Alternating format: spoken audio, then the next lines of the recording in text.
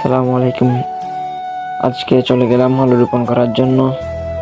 যে আলু রোপণ করতে একটু দেরি হয়ে গেছে এই বছর, যেহেতু এই জমি উঁচু নিচু আছে, ওইখানে পানি জমার কারণে তাড়াতাড়ি রোপণ করতে পারি নাই।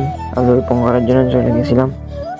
আলু রোপণ করার জন্য গেছিলাম, যে এখানে দেখি জমির মধ্যে তেমন একটা তস নেই বললেই চলে। তার জন্য আগে একটু পানি দিয়ে দিয়েছিলাম, তস হয়ে তারপর আলু রোপণ করতেছিলাম। হাতের মধ্যে 3টা করে দিচ্ছিলাম। আপনারা বলবেন আলুর রোপণ ঠিক আছে নাকি? আর দেখতেই পারতেছেন আলুগুলো কিভাবে শিকড় নামছে এবং অনেকগুলো শিকড় হয়েছে। আশা করি আলুগুলো কয়েকদিনের ভিতরে উঠে যাবে। তো সবাই জানাবেন কিরকম হয়েছে, রোপণগুলো ঠিক আছে নাকি বলবেন। আর দেখতেই তো পারছেন কিভাবে রোপণ করছি।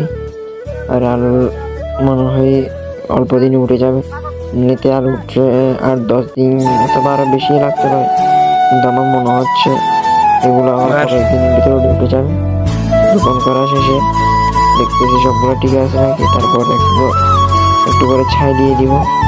ছাই দিয়ে তারপরে ওগুলো গুঁড়ে দিব আর কি। ছাই বাইক দিচ্ছিল, তারপর বললাম 2 দিনের মধ্যে গুঁড়ে ফেলবো আর কি। গুঁড়ে শেষ হয়ে যায়, তারপর দেখি কি করতে পারি, তারপর চলে আসবো।